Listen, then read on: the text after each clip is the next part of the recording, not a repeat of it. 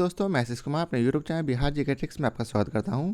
आज हम लोग आधुनिक भारत में कांग्रेस के बनारस, कलकत्ता एवं सूरत अधिवेशन के बारे में जानेंगे। यदि आप लोगों ने अब तक हमारा channel Bihar GK tricks subscribe नहीं किया है तो इसे सब्सक्राइब कर लें, साथ ही बेल आइकन को जरूर दबाएं। तो आइए वीडियो को स्टार्ट करते हैं। सबसे पहले हम लोग इसके नोट्स को पढ़ेंगे, तो आइए इसके नोट्स को पढ़ते हैं। गोपाल कृष्ण गोखले ने कांग्रेस के बनारस अधिवेशन की अध्यक्षता की थी। वर्ष 1905 में ही इन्होंने भारत सेवक समाज की स्थापना की थी। वर्ष 1906 के कलकत्ता कांग्रेस अधिवेशन में अध्यक्ष पद को लेकर पार्टी में विभाजन की नौबत आ गई थी, लेकिन दादा भाई नौरोजी की अध्यक्ष बनने से संभावित विभाजन उस समय टल गया। राष्ट्रीय कांग्रेस के कलकत्ता अधिवेशन में ही पहली बार दादा भाई ने स्वराज की मांग की। कांग्रेस द्वारा सेल्फ रूल संबंधी प्रस्ताव का सर्वप्रथम वर्ष 1905 में बनारस अधिवेशन में चर्चा हुई एवं वर्ष 1906 में कलकत्ता के अधिवेशन में स्वराज का प्रस्ताव पारित कर दिया गया। इस प्रस्ताव के साथ स्वदेशी बहिष्कार तथा राष्ट्रीय शिक्षा संबंधी प्रस्ताव भी पारित किए गए। दादा भाई नौरोजी को लोग श्रद्धा से भारत के वयोवृद्ध नेता के नाम से स्मरण करते थे। 1892 ईस्वी में वे पहले भारतीय थे जो उदारवादी दल की ओर से फ्रिंसबरी से ब्रिटिश संसद के सदस्य चुने गए। वह भारतीय राष्ट्रीय कांग्रेस के 1886, 1893 और 1906 ईस्वी में अध्यक्ष भी रहे। दादा भाई नौरोजी पहले भारतीय थे जो एल्फिंस्टन कॉलेज बम्बई में गणित एवं भौतिकी के प्रोफेसर नियुक्त हुए थे। इन्होंने एक गुजराती पत्रिका राष्ट्र गोफ्तर की शुरुआत 1851 ईस्वी में की थी। आगे है C.Y. चिंतामणि। C.Y. चिंतामणि ने दादा भाई नौरोजी के विषय में कहा था कि भारत के सार्वजनिक जीवन को अनेक बुद्धिमान और निस्वार्थ नेताओं ने सुशोभित किया है, परंतु हमारे युग में कोई भी दादा भाई नौरोजी जैसा नहीं था। दूसरी ओर गोखले ने कहा था, यदि मनुष्य में कहीं देवत्व है तो वह दादा भाई नौरोजी में। वर्ष 1907 में सूरत में आयोजित कांग्रेस के 23वें वार्षिक अधिवेशन में उदारवादियों और उग्रवादियों में अध्यक्ष पद को लेकर कांग्रेस का विभाजन हो गया। उग्रपंथी जहां लाला लाजपत राय को अध्यक्ष बनाना चाहते थे, वहीं उदारवादी रासबिहारी घोष को अध्यक्ष बनाना चाहते थे। अंततः रासबिहारी घोष अध्यक्ष बनने में सफल हुए। अब आइए चलते इसके प्रश्न कोश को देखते हैं। तो पहला प्रश्न है, 18 वर्ष की आयु में स्नातक, 20 वर्ष की आयु में प्रोफेसर तथा सुधारक के सह संपादक, 25 वर्ष की आयु में सार्वजनिक सभा और प्रांतीय सम्मेलन के मंत्री, 29 वर्ष की आयु में राष्ट्रीय कांग्रेस के मंत्री, 31 वर्ष की आयु में महत्व रॉयल कमीशन के समक्ष अग्रणी प्रवाह, 34 वर्ष की आयु में प्रांतीय विधायक, 36 वर्ष की आयु में एम्पीरियल विधायक, 39 वर्ष की आयु में भारतीय राष्ट्रीय कांग्रेस के अध्यक्ष, एक देश के भक्त जिसे महात्मा गांधी ने स्वयं अपना गुरु माना है। इन शब्दों में से एक जीवनीकार ने वर्णित किया है। किसने? तो इसका उत्तर है सी, गोपाल कृष्ण गोखले। गोपाल कृष्ण गोखले का जन्म 9 मई 1866 को रत्नागिरी के एक ब्राह्मण परिवार में हुआ था। 1884 ईस्वी में BA पास करने के बाद वह रनाडे द्वारा स्थापित दक्कन शिक्षा सभा में सम्मिलित हो गए। इन्होंने 20 वर्ष तक इस सभा की सेवा भिन्न भिन्न रूपों में की, अर्थात विद्यालय के मुख्य अध्यापक, फर्ग्यूसन कॉलेज पूना के प्राध्यापक के रूप में और फिर प्रिंसिपल के रूप में। पहली बार 1889 ईस्वी में इलाहाबाद कांग्रेस अधिवेशन के मंच में राजनीति में भाग लिया। 1897 में उन्हें और वाचा को भारतीय व्यय के लिए नियुक्त बेलवी आयोग के सम्मुख साक्ष्य देने को कहा गया। वर्ष 1902 में वह बम्बई में संविधान परिषद के लिए और कालांतर में इंपीरियल लेजिस्लेटिव काउंसिल के लिए चुने गए। अपने राजनैतिक दर्शन के वह सच्चे उदारवादी थे। वह स्वभाव और मृदु न्यायप्रियता में विश्वास करते थे। उन्हें पूर्ण विश्वास था कि देश का पुनरुद्धार राजनैतिक उत्तेजना के बवंडर में नहीं हो सकता। वे साध और साधन दोनों की पवित्रता में विश्वास करते थे। इन्हीं कारणों से महात्मा गांधी उससे प्रभावित हुए और उनके राजनैतिक शिष्य बन गए। अब अगला प्रश्न है, गोपाल कृष्ण गोखले ने कांग्रेस के लिए अधिवेशन में अध्यक्षता की कब? तो इसका उत्तर है बी 1905 ईस्वी। अब आइए चलते हैं अगले प्रश्न पर। गोपाल कृष्ण गोखले ने कांग्रेस के बनारस अधिवेशन की अध्यक्षता की। अगला प्रश्न है, भारतीय राष्ट्रीय कांग्रेस के 1905 के बनारस अधिवेशन की अध्यक्षता कौन किया था? तो इसका उत्तर है सी गोपाल कृष्ण गोखले। अगला प्रश्न है, निम्नलिखित में से किस नेता ने 1906 में कलकत्ता कांग्रेस अधिवेशन की अध्यक्षता की थी? तो इसका उत्तर है डी दादा भाई नौरोजी। वर्ष 1906 के कलकत्ता कांग्रेस अधिवेशन में अध्यक्ष पद को लेकर पार्टी में विभाजन की नौबत आ गई थी, लेकिन दादा भाई नौरोजी के अध्यक्ष बनने से संभावित विभाजन उस समय टल गया। दादा भाई नौरोजी को लगभग सभी राष्ट्रवादी एक सच्चा देशभक्त मानते थे। राजनीतिक विचारों से दादा भाई पूर्ण राजभक्त थे। वो समझते थे कि भारत में अंग्रेजी राज से बहुत लाभ हुआ और वह इस सहचर्य के सदा बने रहने में अभिरुचि रखते थे। राष्ट्रीय कांग्रेस के कलकत्ता अधिवेशन में ही पहली बार दादा भाई ने स्वराज की मांग की थी। अगला प्रश्न है, कांग्रेस ने स्वराज प्रस्ताव वर्ष 1905 में पारित किया। प्रस्ताव का उद्देश्य था, तो ये स्टार मार्क्स है। तो आइए चलते इसके विस्तार को पढ़ते हैं। कांग्रेस ने सेल्फ रूल अर्थात स्वशासन संबंधी प्रस्ताव पर सर्वप्रथम वर्ष 1905 में बनारस अधिवेशन में चर्चा हुई एवं वर्ष 1906 में कलकत्ता के अधिवेशन में स्वराज का प्रस्ताव पारित कर दिया गया। इस प्रस्ताव के साथ स्वदेशी बहिष्कार तथा राष्ट्रीय शिक्षा संबंधी प्रस्ताव भी पारित किए गए।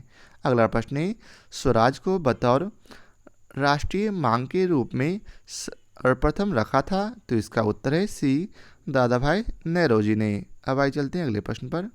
अगले प्रश्न पर जाने से पहले इसके विस्तार को पढ़ लेते हैं। वर्ष 1906 में भारतीय राष्ट्रीय कांग्रेस के कलकत्ता अधिवेशन में कांग्रेस के मंच से स्वराज की मांग पहली बार करने का श्रेय दादा भाई नौरोजी को है। अगला प्रश्न है, कांग्रेस के मंच से भारतीय राष्ट्रीय कांग्रेस के किस अधिवेशन में प्रथम बार स्वराज शब्द व्यक्त किया गया था? तो इसका उत्तर है बी कलकत्ता अधिवेशन 1906। कांग्रेस के मंच से भारतीय राष्ट्रीय कांग्रेस के कलकत्ता अधिवेशन 1906 में प्रथम बार स्वराज शब्द दादा भाई नौरोजी द्वारा व्यक्त किया गया था। दादा भाई नौरोजी ने स्वराज शब्द की व्याख्या करते हुए इसे कलकत्ता अधिवेशन 1906 में ही भारतीय राष्ट्रीय कांग्रेस का लक्ष्य बताया था। प्रारंभ में उत्तर प्रदेश लोक सेवा आयोग ने इस प्रश्न का उत्तर विकल्प बी माना था, परंतु संशोधित उत्तर पत्रक में इस प्रश्न के उत्तर को निरस्त कर दिया गया। स्वराज शब्द को अभिव्यक्त करने की तिथियों में भिन्नता मिलती है, इसलिए उत्तर निरस्त कर दिया गया। अगला प्रश्न है, स्वराज शब्द का प्रयोग सर्वप्रथम किसने किया था? तो इसका उत्तर है ए बाल गंगाधर तिलक ने। बाल गंगाधर तिलक का कथन था कि स्वराज मेरा जन्मसिद्ध अधिकार है और इसे मैं लेकर रहूँगा।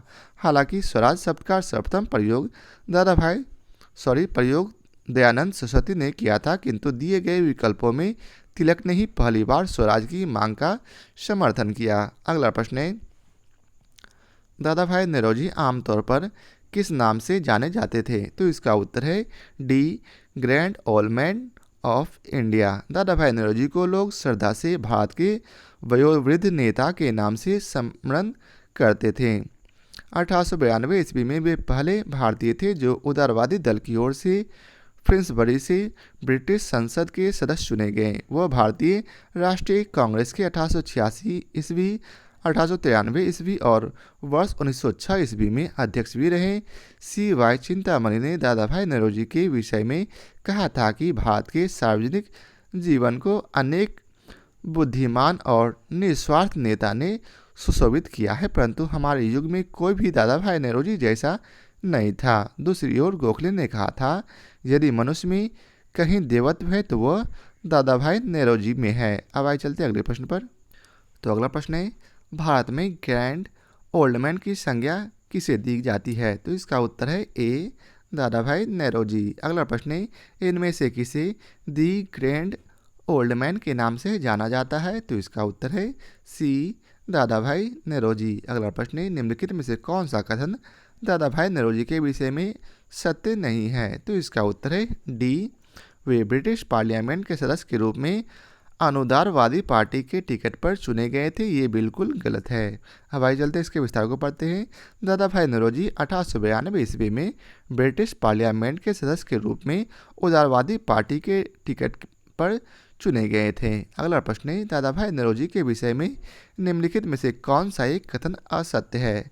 तो इसका उत्तर है डी, उन्होंने 4 बार भारतीय राष्ट्रीय कांग्रेस की अध्यक्षता की थी। तो ये बिल्कुल गलत है। ये 3 बार भारतीय राष्ट्रीय कांग्रेस की अध्यक्षता किए थे। अब आइए चलते अगले प्रश्न पर। अगला प्रश्न है, ब्रिटिश पार्लियामेंट में चुना जाने वाला प्रथम भारतीय कौन था? तो इसका उत्तर है सी, दादा भाई नौरोजी। दादा भाई नौरोजी प्रथम भारतीय थे जो 1892 ईस्वी में उदारवादी दल की ओर से फिन्सबरी से ब्रिटिश संसद के सदस्य चुने गए। अपने लंदन प्रवास के दौरान दादा भाई नौरोजी ने अंग्रेजों को भारतीयों की समस्याओं से अवगत कराने के उद्देश्य से लंदन इंडियन सोसाइटी तथा ईस्ट इंडिया एसोसिएशन नामक संस्थाएं स्थापित किए थे। अगला प्रश्न है, नरम दल और गरम दल के रूप में भारतीय राष्ट्रीय कांग्रेस का विभाजन किस अधिवेशन में हुआ? तो इसका उत्तर है बी, सूरत अधिवेशन में। वर्ष 1907 में सूरत में आयोजित कांग्रेस के 23वें वार्षिक अधिवेशन में उदारवादियों और उग्रवादियों में अध्यक्ष पद को लेकर कांग्रेस का विभाजन हो गया। उग्रपंथी जहां लाला लाजपत राय को अध्यक्ष बनाना चाहते थे, वहीं उदारवादी रास बिहारी बोस को अध्यक्ष बनाना चाहते थे। अंततः रास बिहारी घोष अध्यक्ष बनने में सफल हुए। सम्मेलन में उग्रवादियों द्वारा वर्ष 1906 में पास करवाए गए प्रस्ताव स्वदेशी बहिष्कार, राष्ट्रीय शिक्षा और स्वशासन के प्रयोग को लेकर विवाद और गहरा हो गया और अंततः दोनों पक्षों में खुले संघर्ष के बाद कांग्रेस में पहला विभाजन हो गया। अगला प्रश्न है, भारतीय कांग्रेस कहां पर उदारवादियों एवं उग्रवादियों 2 भागों में विभाजित हो गई? तो इसका उत्तर है ए, सूरत अधिवेशन 1907। अब आइए चलते अगले प्रश्न पर। अगला प्रश्न है, 1907 के भारतीय राष्ट्रीय कांग्रेस के सूरत के वार्षिक अधिवेशन के अध्यक्ष थे। तो इसका उत्तर है डी, आर.बी. घोष। अगला प्रश्न है, भारतीय राष्ट्रीय कांग्रेस के वर्ष 1906 में विख्यात कलकत्ता अधिवेशन में 4 संकल्प पारित किए गए थे। सूरत में 1907 में हुए कांग्रेस के अगले अधिवेशन में इन चारों संकल्पों को स्वीकार करने अथवा उन्हें अस्वीकार करने के प्रश्न पर कांग्रेस में विभाजन हो गया था। निम्नलिखित में से कौन सा एक संकल्प इन चारों संकल्पों में नहीं था? तो इसका उत्तर है ए, बंगाल के विभाजन को रद्द करना। अगला प्रश्न है, 20वीं सदी के प्रारंभिक वर्षों में कांग्रेस में विभाजन की प्रक्रिया शुरू हुई। तो इसका उत्तर है डी, उपरोक्त सभी अर्थात कांग्रेस आंदोलन की रणनीतियों पर, बी, कांग्रेस आंदोलन के उद्देश्यों पर और सी, कांग्रेस आंदोलन में लोगों की भागीदारी पर। 20वीं सदी के प्रारंभिक वर्षों में कांग्रेस के विभाजन का एक प्रमुख कारण नरमपंथियों का अपने राजनीतियों, उद्देश्यों और आम जनता को अपने साथ रख पाने में असफल होना था। नरमपंथियों ने आम जनता के बीच काम नहीं किया। नरमपंथी राजनीतिक घटनाओं के अनुरूप अपनी रणनीति में फेरबदल नहीं कर पाते थे। वे यह महसूस कर सके कि उनकी उपलब्धियों ने ही उनकी राजनीति को अव्यवहारिक बना दिया। नरमपंथी और गरमपंथी के सोच और अनुमान, पारंपरिक मतभेद के दृष्टिकोण और राष्ट्रवादी दृष्टिकोण दोनों से ही गलत थे। नरमपंथी यह समझ नहीं पाए कि सरकार गरमपंथियों के भय के कारण ही उनसे बातचीत कर रही थी और गरमपंथी यह नहीं समझ पाए कि उनके संघर्ष में नरमपंथी उनके लिए कवच का काम कर रहे थे। फलस्वरूप वर्ष 1907 के सूरत अधिवेशन में कांग्रेस का विभाजन हो गया। अब आइए चलते अगले प्रश्न पर। अगला प्रश्न है, भारतीय राष्ट्रीय कांग्रेस में सूरत की फूट हुई थी। तो इसका उत्तर है सी, 1907 ईस्वी में। भारतीय राष्ट्रीय कांग्रेस की सूरत फूट वर्ष 1907 में कांग्रेस के सूरत अधिवेशन में हुई थी, जिसमें कांग्रेस नरमपंथी और गर्मपंथी दोनों अलग अलग गुटों में विभक्त हो गई। सूरत अधिवेशन ताप्ती नदी के किनारे हुआ था।